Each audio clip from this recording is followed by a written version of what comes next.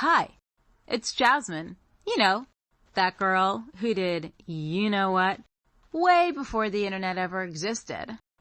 Join me and my special guest every week as we talk about anything and everything because nothing is too taboo. So punch your ticket and get on board the Krazy Train with me, Jasmin St. All aboard! Welcome to Krazy Trainpodcast. This week's guest is a definite man's man, and I wish they made adult film performers like this still. So let's welcome to the show, Tommy Gunn. Thank you so much for joining me today, Tommy. I've seen your photos all over the place, social media, but now we actually finally get a chance to sit down and talk. So how are you? It's great to be here. I'm doing well. Thank you. I know that you've been in the industry for quite some time, and it's very funny because every single guy I meet that finds out that I used to do porn, yo, how can I get into porn? Oh my God, it seems so cool. I think it's probably a lot harder, no pun intended, than most guys think. So tell me a little bit about that, performing behind the camera, no, in front of the camera, doing porn scenes as a male performer. Well, as you mentioned, a lot of guys, I guess for lack of better words, they see the job, and from where I guess they're sitting, it looks great. Wow, this is awesome. You know, I get to have sex with pretty girls, and they pay you for it. But once you get on the set and you're really, got your feet, on the floor where you're doing it, and you're like, wow, this is it's an entirely different ballgame. You got, and again, it's changed over the years, but for the most part, it's still quite the same. Where you got 10, 15 people in the room. You got your co-star who you're going to be having this sex with, and you got the camera guy, the boom guy, the sound guy, the lighting guy, all these people. She's been in makeup for the last hour. You're sitting around waiting. You got some lines maybe in the script. You got your wardrobe on, and when we get you basically count down, and next thing you know, it's go time. Ready for liftoff, and the guy tells you, okay, it's time to go. Can you stand at the base at the batter and actually hit the ball with so many of those guys watching you, and women and people and whatnot? And then, obviously there's that inherent challenge. Can you get it up? That's really the bottom line. So a lot of guys want to do it.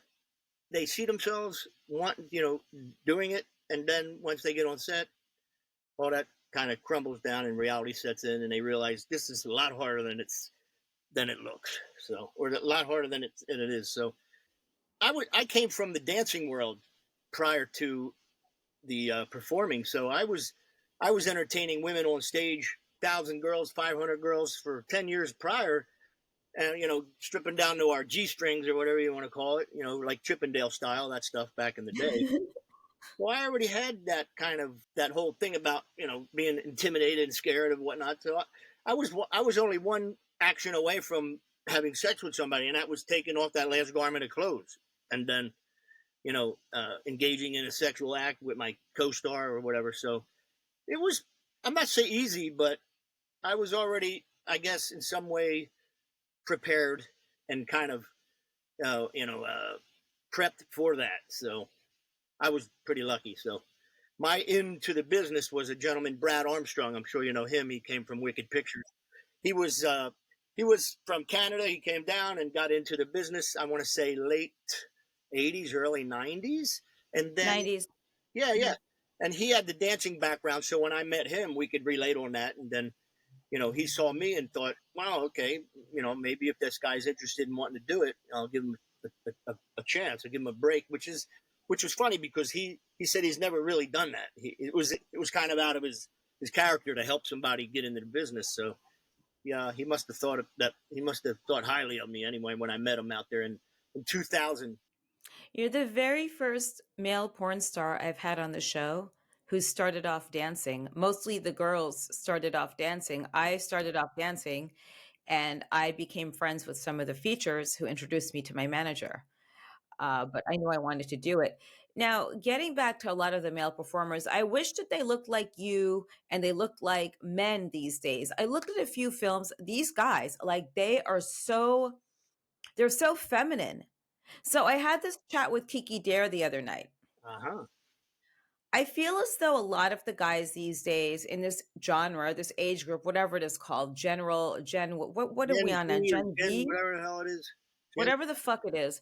So I feel as though these Gen Zers are lazy no matter what. Like they're out there doing these retarded TikTok videos when they should be out fighting, like fighting wars. You're at the age where you can be in the military, but you're out there doing gay ass videos for TikTok.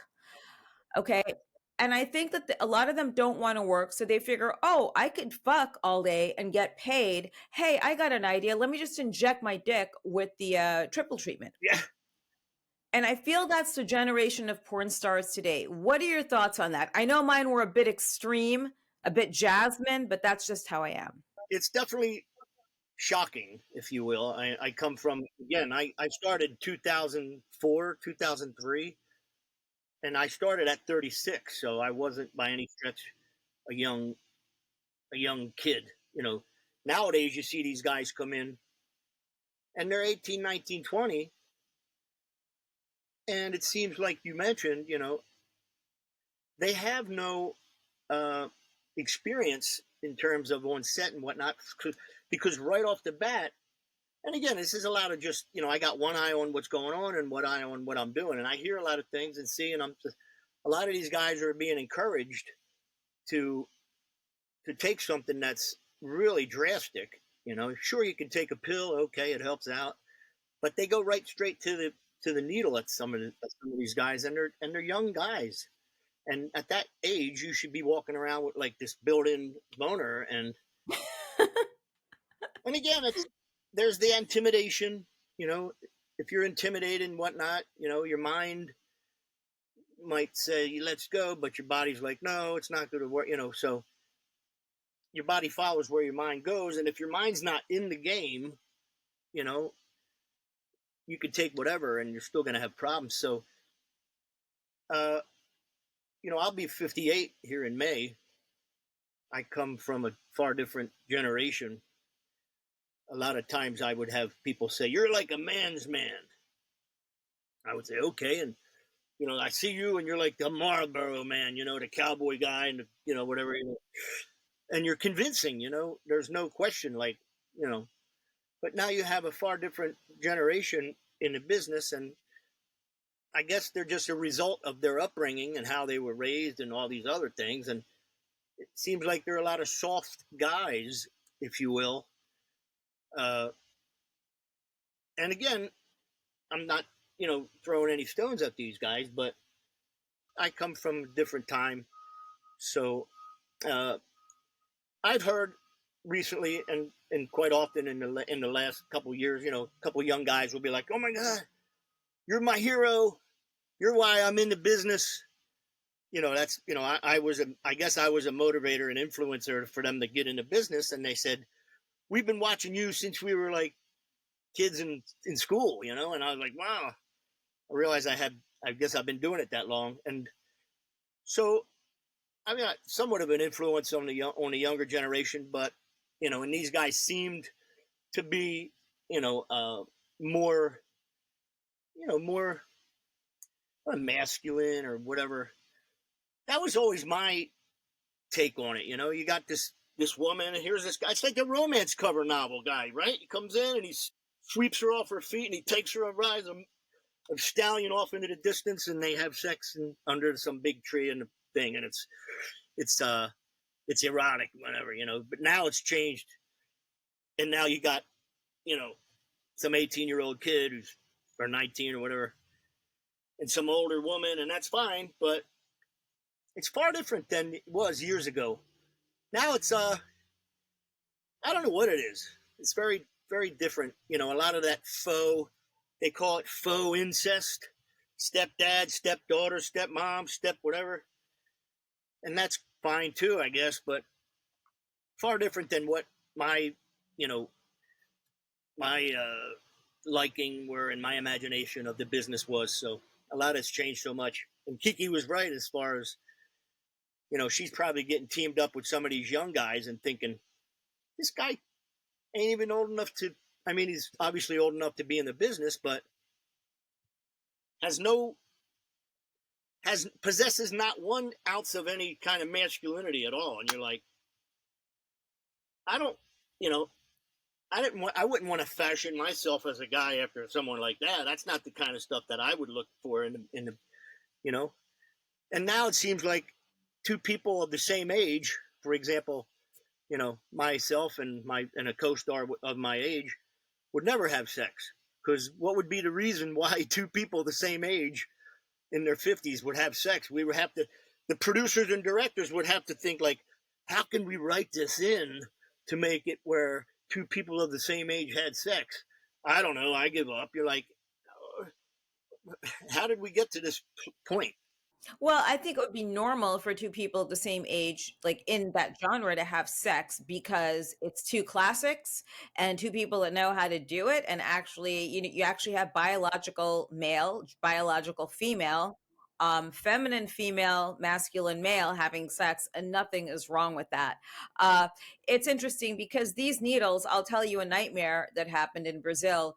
Do you know Stefano Luciano? I don't I know. think he goes under the name Stefano. He's a good looking guy, but he was in Brazil with us. And my ex, who's an Okay. ex of mine, was in the business. He died of a drug overdose, Earl Slate. Oh, So we were all in Brazil working, and he injected that stuff into Luciano's sure. balls. Yeah, yeah. He had a hard on for 24 hours and had to go to the hospital to get it drained, No, and couldn't work for a month. So when these guys do that, they really have no idea what they're signing up for. look, out of my own curiosity, because I was a guy in the business for 20 years, I thought, what is this? What is this injection? And I said, I'm going to have my own experience with it. And it was similar to what you just explained. And I was like, that's enough for me, man. I will never do that again. And so now I had my own firsthand experience, because how was I to say something about something and if I didn't try it myself? So I tried it, and it was similar to what you explained. And I thought, wow, that potential is there for that. That's awfully, that's a scary thing. So, but Well, I think the 18 best years thing, old, I tried it when I was 45. yeah, I was gonna say it's like it's Me older 18 people years that you old, have to I use was it. like, what the, how, anyway, it's a scary thing, because once that stuff stops working and you're only 22, what do you do? Absolutely nothing, not even in your personal life. If that were me on set with someone, I would just swap it out for bacteria stat water. So, oh well, guess what? You don't get a hard on, you just got to go home. When you were dancing, did you ever give into the temptation of, going home with anyone for money, perhaps? Was that offered to you? It was offered to me, and, you know, I won't, I've had a couple experiences where I was just kind of like, I'll just go home with you because you know, you seem fun and we'll have a good time and it'll be fun and whatever. And I'm like, well, I was daring at the time. Like I said, I danced from, I guess, my 20s, mid 20s up until I was about 32 or such, 33, 4. So, I worked at a club in Florida, a couple of clubs in Jersey and Delaware and the tri-state area. And, these bachelorette parties would come in. And I'll tell you, women have uh, they have no kind of rule. They're not held by any rules. Whereas a guy, me and Andrew go to a strip club. We know if we touch the girls, we're going to get our asses kicked and thrown out the back door, right? We just know that. It's already something we don't have to think about, right? Women come into the club and anything goes, man. They can grab and touch and squeeze and pull and do whatever they try to, and they're just kind of slapped on the hand because of, and whatever it's from, who knows, but I experienced a lot of that. So, we would get these bachelorette parties that would come in Florida, and they would come and say, we're here for our girls' bachelorette party, and we're going to go back to the hotel room afterwards. If you're interested, come back and have fun with us. Well, and we would go back, and it would be just like anyone would expect it to be, a little party and thing and whatever. And it got a little, you know, it got a little fun and whatever. But hey, So it wasn't a thing that I did frequently, but sometimes I'm like, I'm fucking let my hair down. I'm gonna have some fun and whatever. So I experienced it. I was always, for lack of better words, more more cautious prior to my porn industry days in the real world, dancing and whatnot, because I was kind of funny about my sexual episodes. I wanted to make sure I was like, I don't know where this girl's been. I don't know what they've done. I don't know where they're from. I don't know what they do. So if I did anything, it was very minimal, and I wore protection. But once I got into business, I felt more safer, and more responsible. So I feel like as a dancer throughout my almost 10, 12 years of dancing, I had a very low, you know, uh, instance where I would go and do some sexual thing with somebody, have some, I think I was more of a lookout for the guys. Like, go ahead, the coast is clear, go. A lot of the guys hung out, they were more inclined to do the things because they didn't care, whatever. So I played more of a lookout, but Yeah, I could only imagine. plus, yeah, I was shy. I was pretty shy as a guy growing up. Even though I danced, I was still shy. I'm still kind of shy now, even in the business. Well, how often do you work now? 7, 8 times a month versus 25 when I was back in my heyday. 30 times. It was a lot, but you know, and I'm to the point now where like I said, I'm 57. I'll be 58 in May, a couple months. Sure, it's fun. That's nice. There's definitely a generational gap between who I'm working with. Uh, I find them all to be very, I feel like I'm older and I'm in, and they're in my care when I'm working with them. They're in my care, and so I'm always going to be that guy who's loving and concerned. And are you safe? Are you hurt? I'm not hurting you. I'm not too hard. It's not too this. So despite whether they're my, I'm not, I'm almost 30 more years older than most of these girls in just, you know, so I just want to make sure they're okay. Uh, is it what I would like it to be? Not really, but it's still a job. I'm an actor. I act and go through the scene and we do the thing and I take care of her. She's in my care and I make sure she has a pleasant experience. And then, a lot of times nowadays I do VR, a lot of virtual reality, which is an interesting method there and the way they shoot it. Very technical and structured. So it's not a lot of it's not a lot of intimacy. You're not kissing anybody and you're not engaging in any sort of like you're behind a camera stuck, you don't move, and they just do what they do in front of the camera. So, and then every so often I'll get cast as again the stepdad and the stepdaughter and the whole thing. And I guess for lack of better words, I'm getting into other things. I got my book coming out. I've worked on this Yep. documentary, and so I realize it's you know it was a nice run, but I'm getting close to the finish line. I'm going around third, heading home. What am I going to do? I'm still. I guess I still will be in the business in one capacity or another, but I know my days are numbered just by virtue of being naturally. Are you looking for a safe way to bet online where there is something for everyone, including yourself? Then go to betonline.ag where I am sure you will find something. Don't forget, it's betonline.ag for the most variety and the safest way to bet online. I've said to some people who wants to be 65 and having sex with some 22-year-old, and most guys I heard say me. Yeah. And I'd say, well, I guess, but I would like to settle down. I'd like to find somebody, and I'd like to find somebody that you know maybe was in the business, can relate to me. They were in it once or before and whatever, and maybe we make our own content on our own levels of because now you got the OnlyFans, you got the many vids, you got other ways to still make content yet still be in the business, but not doing mainstream scenes for studios and whatnot. So I'll always, I guess, for lack of better words, have some sort of toe in the business, but it's a lot has changed for sure. Well, you're in your 50s, so if you're dating someone in their 30s or 20s, that's probably your future mother-in-law, because I tell guys they should be 80 with an 18-year-old girlfriend. So you probably haven't even met her yet. But that is kind of weird, I guess, like being 30 years older than a woman, having sex with her. All the other guys are like, yeah, I'd love to have sex with a 20-something year old and be your age. I totally get it.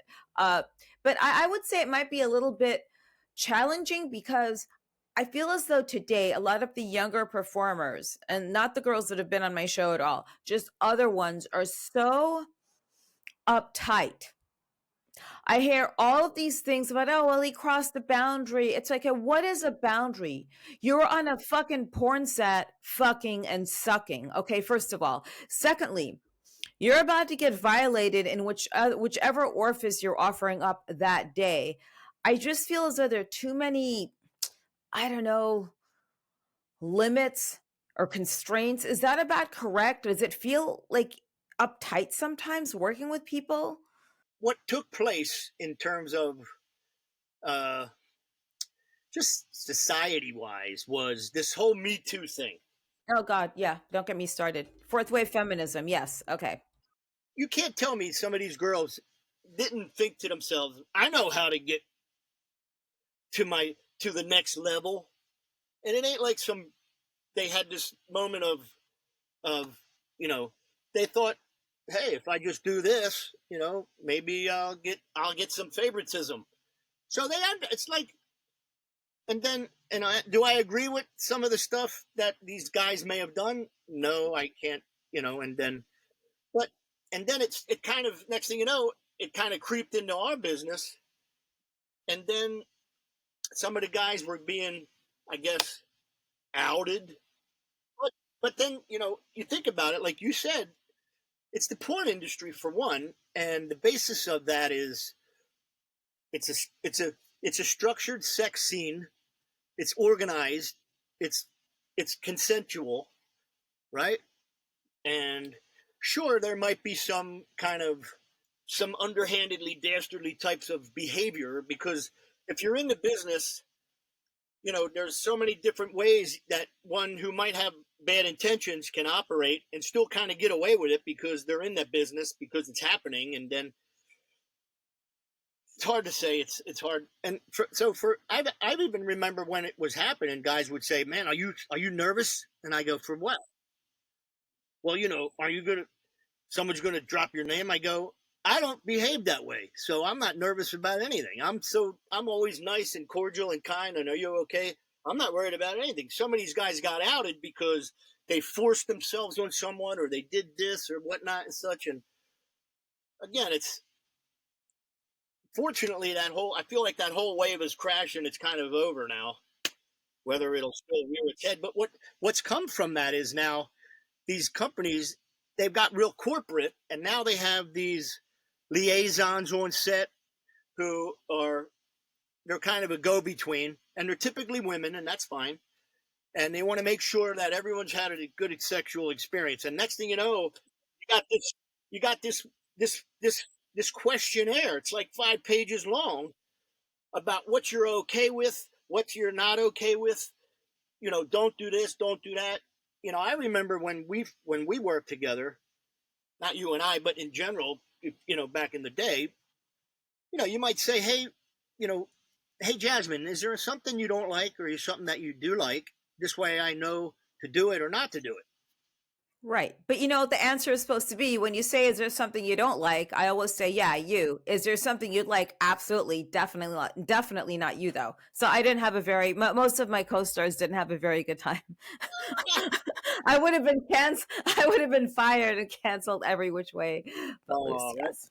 Well, it's, now that the business has gotten to that point, it's a structured moment that's been, put on the schedule, and everyone knows what they're going into. And, so when you get there, and then, a girl might engage in this moment, have this thing, and then at the end, she decides she didn't like what happened. Like, even like a week later, maybe, like, I didn't like this happened. You're like, wait, what?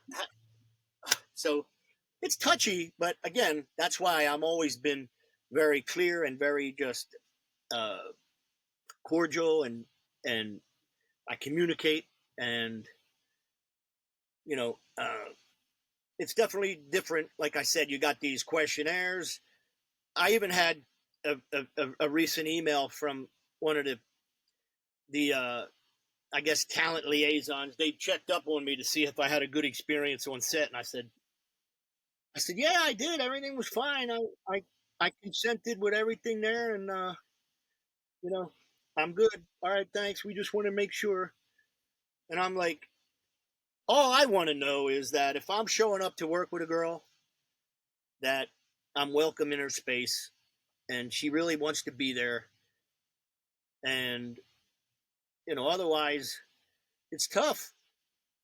I've had girls, I've had girls say, I'm not even really, I really even don't want to be here, and I'm like, well, how am I supposed to like conjure up any kind of whatever in order to go through with this if I know you're not even interested in being here? It's like very, and I would go and tug on the director, go, hey man, she's not even interested in being here, but you can't tell me that's unusual, because 90% of the world in wherever they're at on their job ain't interested in being there either. So Yeah, that's kind of weird.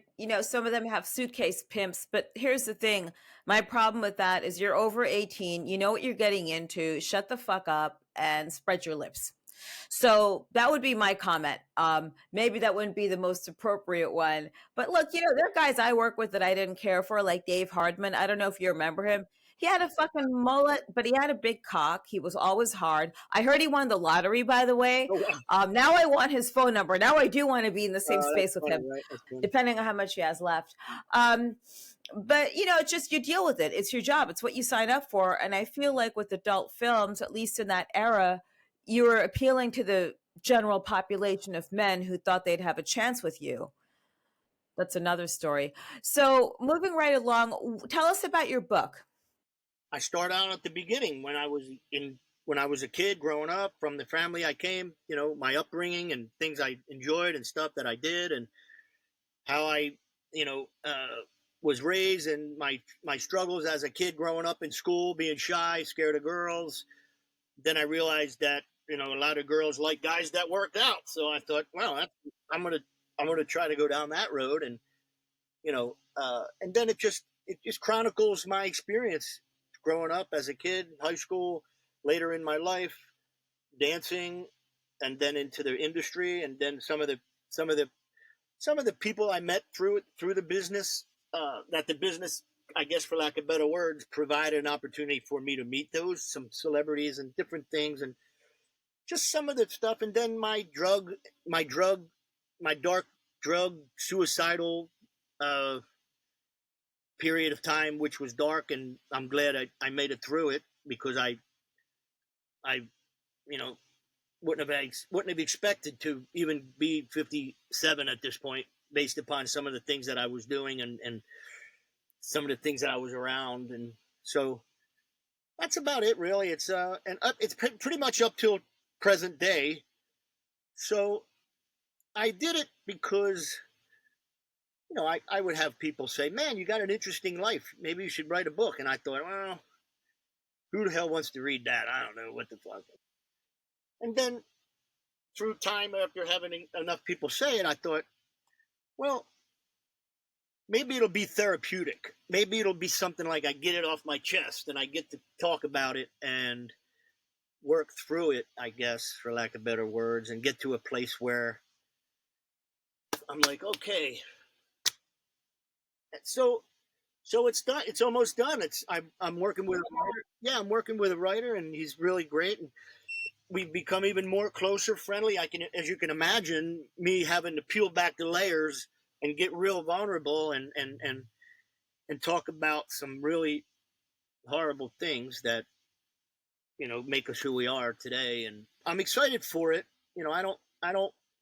I'm not trying to do it for any financial gain. I mean, it would be nice if there's a few bucks, whatever, but I'm not trying to be rich. I just want to try to tell a story. Maybe somebody who's in a similar way, again, we're all human beings. We can relate to each other, female or male, doesn't matter. Maybe somebody will be inspired, and maybe somebody will say, wow, if he could do whatever he did and just keep going and not check out, because, there is that option, right? It's an interesting, it's an interesting book. And I've lived it all, and I'm surprised I'm even here, to be honest with you. So, Well, we're glad that you are and you're able to talk about it, which is important, right? absolutely, absolutely. And the documentary. Tell me about the documentary. What's the documentary called? The documentary is kind of a play on words. It's called Fans Only, because if you flip it, OnlyFans is a platform now, which is kind of popular in the last 10 years. It's almost been around 10 years, where it's given a lot of, I guess, individuality to the performers, and it's given them a platform to really, I guess, reach their fan base without having to be on set and in a studio and all these things. And additionally, it's opened up a lot of doors for people who may have wanted to do the adult business, but didn't want to get into porn per se, if you will, and get a stage name and an agent and all those other things. So some people are doing it and nobody knows who they are, but they're making money from it, and God bless them, whatever. But it's changed the face of the industry in a sense where it's empowered these people where they don't have to come to set.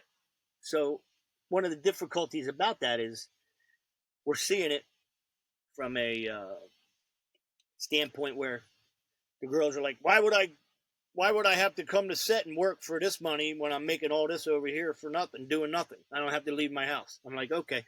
But anyway, Fans Only is, it's basically myself as a kind of a guide. I took Joel Vandermolen, which is a director. He's made a documentary called Gypsy Billionaire, and it did really well on Amazon. And this is a gentleman he's got a background of actor and documentary filmmaker, and just an all around nice human being that we met, strangely enough, on the floor of AVN 2 years ago. Just kind of bumped into each other and started having some dialogue, and the next thing you know, I'm making a documentary, and my my eyes lit up and said, oh really? I said, about what? He goes, I don't know yet. I'm trying to determine that. I said, I made one of these. I made this about this show about the Gypsy Billionaire gentleman. And he says, but, and I said, well, my name is this. I've been doing this for this long. And he says, would you mind if we got to talk? I said, he's out here for the next 3 days in Vegas. I said, sure, I'll take you around by the hand physically. And I took him to the award show. I took him to the convention and in the show and whatnot, and had a firsthand look at the business. And he said, wow, I think I've decided that you're going to be my next subject matter. I said, okay. He says, I'd like to do something about you. I said, well, that's nice, but I would like to kind of give you a little bit of a lens into the world of the business. And he says, wow, that's interesting that you don't want it to be about you. I said, well, let me be your guide. So let me guide you by the hand and take you around and show you these wonderful people, because there are some wonderful people in the business. A lot of times they shed a dark light on the business, that it's so dark and horrific and dreadful and all these things.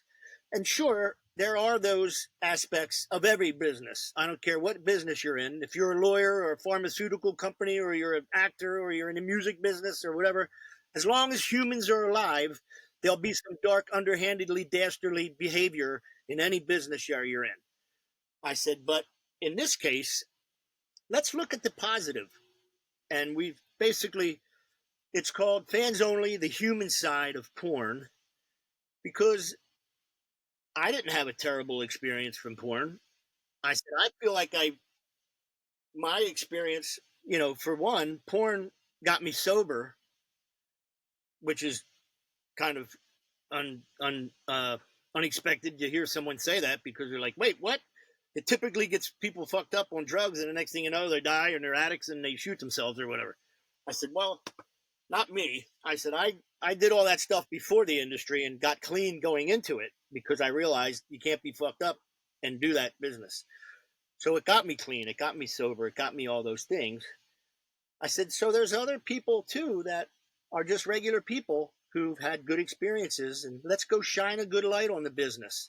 And let's show people that it's not as dreadful and terrible as everyone makes it. Or there might be aspects that not everybody's, okay with, but if you're not okay with it, you don't have to watch it. You can make a choice to not be a viewer. It's fine.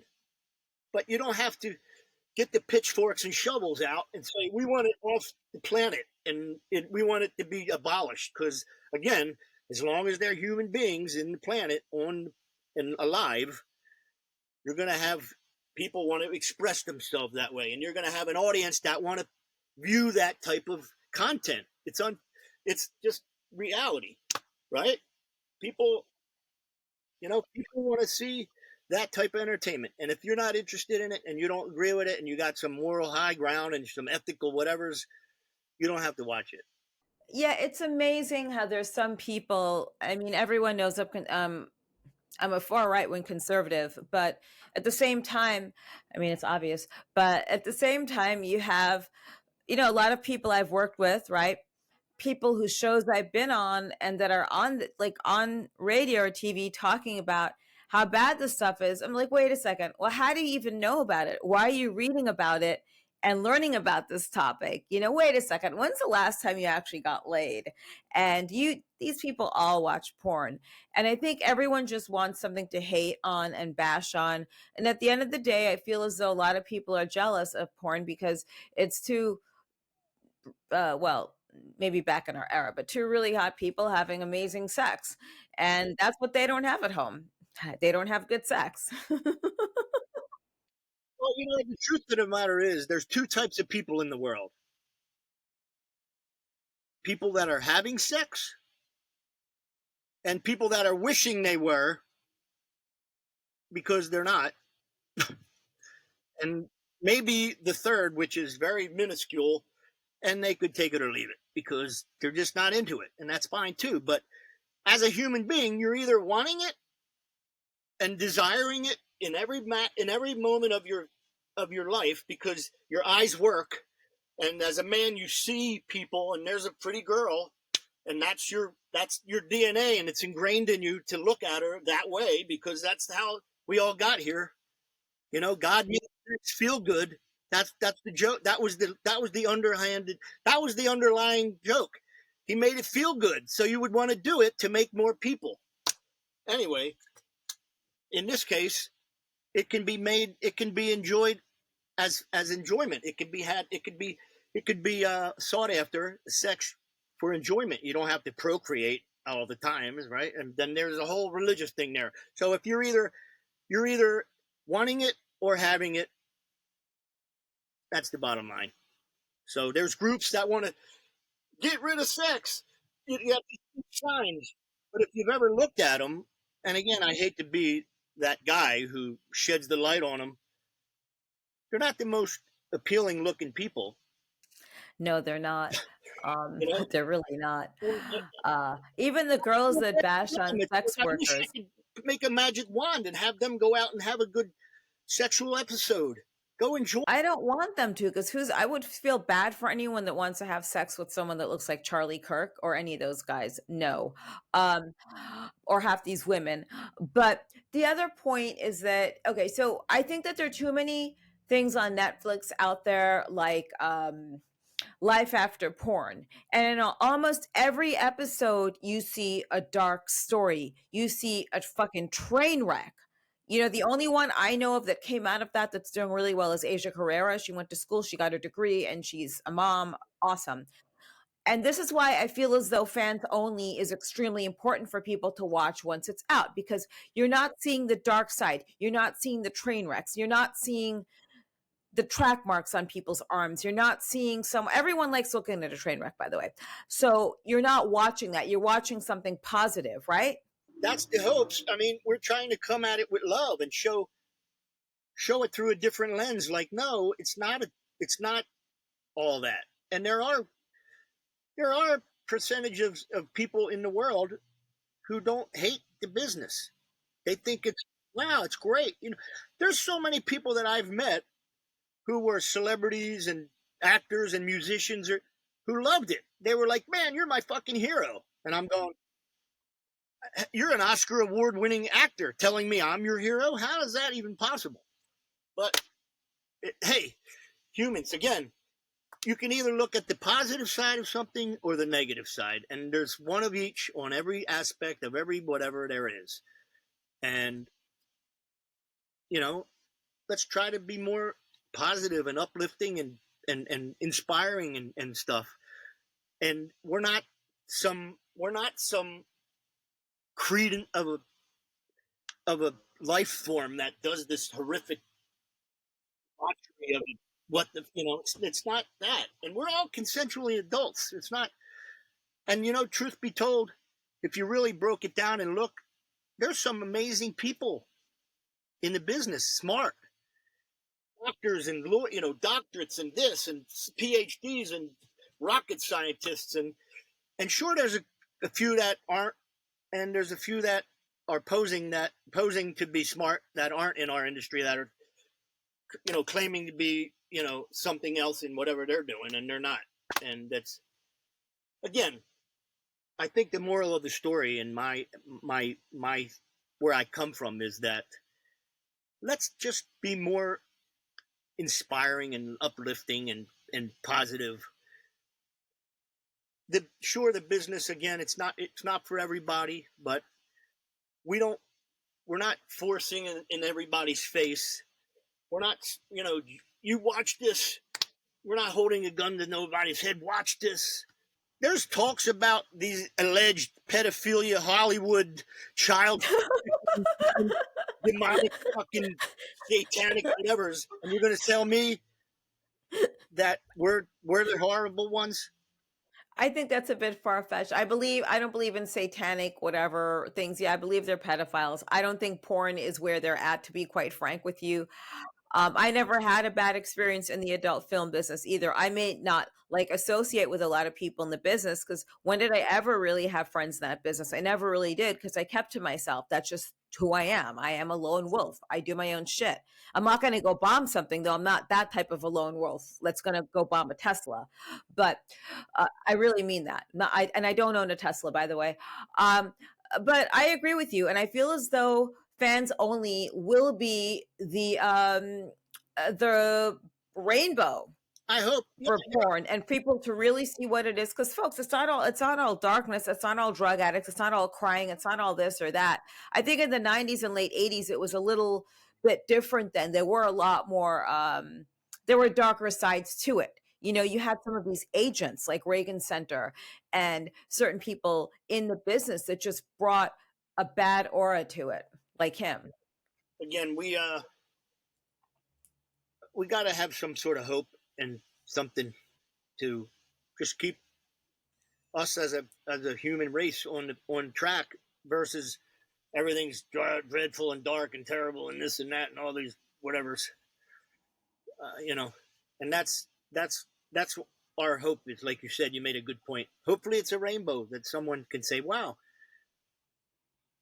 I feel like I'm a good example. I'm a rational, good sense of head on my shoulders and whatnot, and right and wrong, and I'm not by any stretch some threat to society because of my choice of a job or whatever. I feel like I've never had one person in my industry said, "I've heard terrible things about you."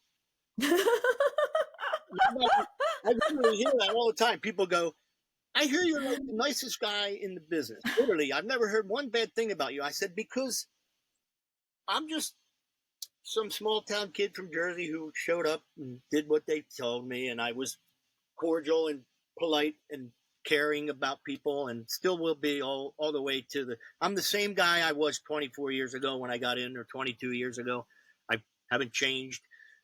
I might have changed in the sense where I'm like, okay, that was a nice run, I'm glad that I could have at least, you know, spread some light in a place or in an industry where maybe hopefully it was effective and it helped some people.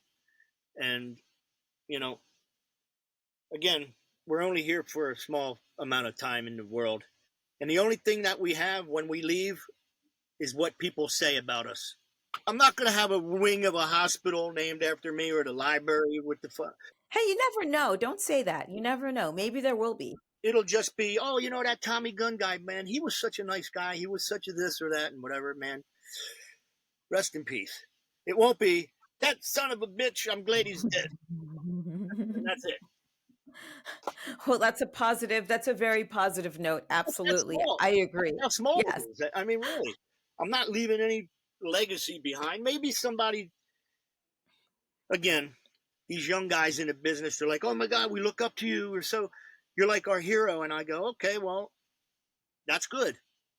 Hopefully you brought hopefully there's another generation like you of great porn stars. I don't think that there is the playing field for someone to come in and end up becoming some big star, because those days are over. They don't make them that anymore. It's 100%. Yes. It's not, you're not going to have that. That era is gone and you won't repeat it. There'll never be another you or Jenna Jameson or Tara Pat. It's not going to be that way. It's just, there's no baseline for that. Like, you guys were untouchable before internet and all those things. And then you introduce internet, and internet has its effect on the business and all these other things. And now you could reach out to somebody and send them a DM or whatever. And there's, you know, back then the girls were fucking like glamorous and wow, oh my God, you're like up on a scale, oh, wow, up there, you know. Now they're just some girl from, you know, across the street. My neighbor has an OnlyFans and I had no idea. And this is really horrible. It was terrible. It's not what you think. Trust me, Tommy, you wouldn't want to be fucking her. Trust me. No one in their right mind, at least none of my listeners would. She finally realized, I think she was reading something somewhere, put two and two together. Like, she knew something was up with me, but she wasn't sure what was exactly wrong with me or in my background. She finally asked me today, so I didn't know you used to do porn. I'm like, yeah. She asked me the same question that a lot of guys ask you. What kind of advice do you have for me? I said to her, why? You thinking of getting into it? Oh, no, I have an OnlyFans. Okay, well, let me explain this to you. You'll never be a star. You're a cam girl. You're a glorified cam girl. And secondly, girls then actually did their hair, their makeup, and they groomed themselves. So you're like a long way from that. She just looked at me like I probably shot her best friend or something, but at least she's out of my hair for the rest of my life here. Thank God. I had an analogy. I had a comparison, and I say this with the most sincerity and respect and love, and it's not coming from a bad place by any means. But a cam girl who's home with the toys and doing all these things or whatever, that's great, but you're like a flag football player. You're not on the front line when they go and hike and you're getting hit and taking the hits, and you're not doing that. You're not having sex with somebody and taking the hits, and that's great that you're doing it and you're making money. And in fact, you're probably making way more, and who knows why, and I can't answer those things, but you're not taking the hits. You know, I was on the front line. I still am. I work with the girls and we're doing it. But, and again, I'm not throwing stones at them. If that works for them, and good for them, man. What a great thing, you know. It's great. But some girls, you know, you see some girls, they're like, I got OnlyFans. I'm not a porn star. And I go, well, that's kind of right. You're not. I mean, I don't know. Again, who am I to say what's good or bad or what's right or wrong? I know only my path and what it took for me to get to where I'm at, and I just, again, try to treat everybody good. I never thought I was some special thing or something. I'm just still me, just this many years later, grown up, and surprised I made it this far. Now, where in Jersey you're from? What exit? 4. Turnpike. What's Cherry exit Hill. 4? Cherry Hill. Oh, you're by the mall. You're not too far from Philly, Atlantic City, all those places. I grew up in Manhattan, so that's why I asked you that. Yeah, I know Cherry Hill very well. I remember the mall. We used to do wrestling there, so that's an awesome little area. Very family oriented, sort of. So I could see you settling down somewhere there one day with your future significant other who's not yet born. So could you throw your socials out at us again really quick? I'm on X, which is formerly known as Twitter, I guess, right? With TOMMYGUNNXXX. And then I'm on Instagram, which is THEE, the, gotta, because other people took my, there's all this many Tommy Guns and whatever. I'm like, oh boy. The Tommy Gunn, TOMMYGUNN. I'll tell you, I struggle with all the social medias because we were raised, we had none of that. There was no, I'm actually kind of grateful that I was born in an era where we had no technology and now we have it. So it's cool to go from not having it to having it and seeing that transition and seeing how it's been, incorporated into our lives. We just had a phone with a little dial and then, and I remember the first, voicemail, or not voicemail, but you got home and you got to check the tape and see who called. Yeah, the recording. Yeah, the voice recorder. Yeah. At one point, we didn't even have those. They were just a phone on the wall. And that was it, So it's interesting to have seen the influx of the internets and the pagers and the cell phones and now where we're at. But I feel like technology has surpassed our humanity. It's unfortunate, but we'll see what happens. It's unfortunate because so many people look at social media with these days, and it's depressing because it's such a false representation of everyone. I don't want to say entirely, but nobody's on Instagram or Twitter or all those things. Very few people, if that, saying, "Look where I'm not." Like I'm not in this awesome place on a jet plane, on a yacht, or in a Bugatti, or with this everybody's posting that shit, and people are even renting houses and I saw, yeah, and planes too, private jets. Make it look like that's the life they're living. I'm just blown away by that. I'm waiting to see who's the first person to put how many followers they had on a headstone. Oh my God, that's such a good point. I mean, it's all going to crash and burn one day. I mean, died with 6 million followers on Instagram. Who gives a flying fuck? Who cares? And it's just as time has progressed, things are just so soulless now. Like neighborhoods, things you grew up with, homes as well, like just the way they're built. It's got no soul. Just like people, they've got no soul nowadays because they're raised by the internet. I mean, we're dealing with a bunch of psychopaths and narcissists, and I know that's a commonly used term, but really that's what it is. And then you get these influencers, gymfluencers that come to the gym with their cameras. I've knocked over cameras before. I've walked in front of them. Yeah, I'm the type of person, I'm going to tell you, you're not allowed to tape me. This is technically a private space because you're paying for a membership. So I'm not consenting, and if I see it up there, I'll rip your fucking hands off. Well, maybe not the last part, but it's hard to put words to. It'll be interesting to see where we go as a humanity. I mean, it's already been quite the ride. I can't even fathom. You even believe it's 2025 right now? No. I'm like, no. What? I remember yesterday the planes flew into the fucking, or wait, I'm sorry. Yeah. That even happened? 2001. I mean, sure, they say it happened, but what was the outer underlying reason? That's a whole nother ball of wax. Oh, that's a whole other show, a whole other topic. I saw Michael Moore's Fahrenheit 9/11. Now I can't stand him. He looks like one of those beavers or something with glasses. It's like unbelievable what we do as just a human race to each other. It really is. It's unfathomable. I can't believe we have the technology to literally have pretty much of a utopian society where everybody's looked after, everybody's fed, everybody's medically taken care of just by virtue of being on the planet and being around technology and medicine and these things. You should be, as a child of Mother Earth, you should be, I think, again, maybe I'm getting out of my lane here, but you should be privy to that technology. There's nobody should be dying. Here's one for you.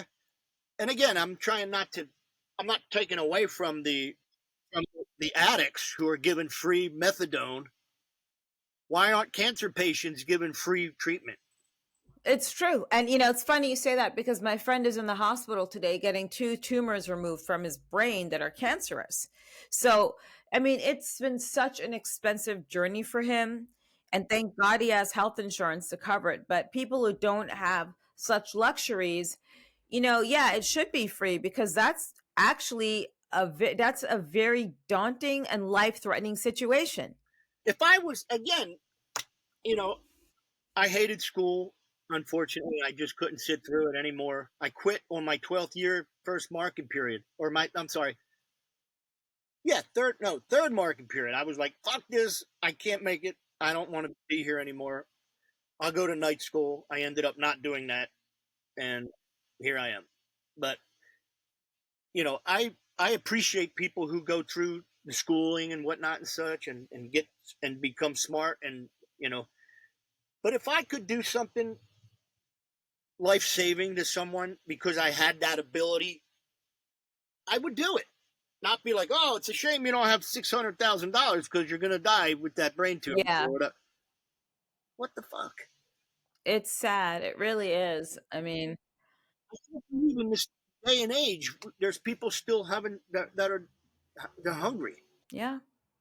I think it's just the current battle of good and evil right now on the planet. There's bad people that want to do bad things to each other, and I just don't understand why. Under classification, oh, the rich and the poor and the middle class and the whatever. There won't be a middle class.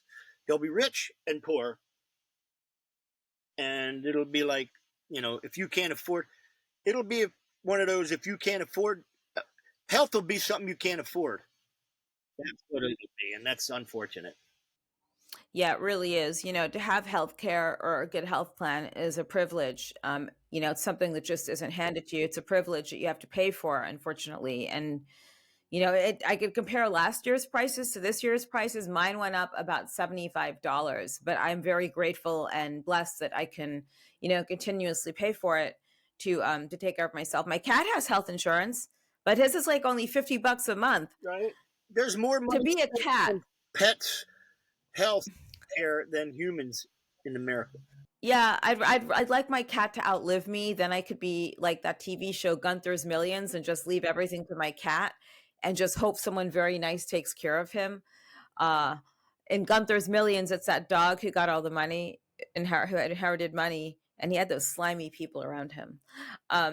Anyway, thanks for hopping on today. I hope I get to meet you if you're in Vegas when I'm there next month for WrestleMania. And if you're looking for safe, sound, very good advice about the industry, don't ever come to me for it. Go to Tommy Gunn because he's so much nicer than I am. I just don't like people coming into my personal space, Anyway, take care and everyone stay frosty. Thanks for joining me, Tommy. Sit tight.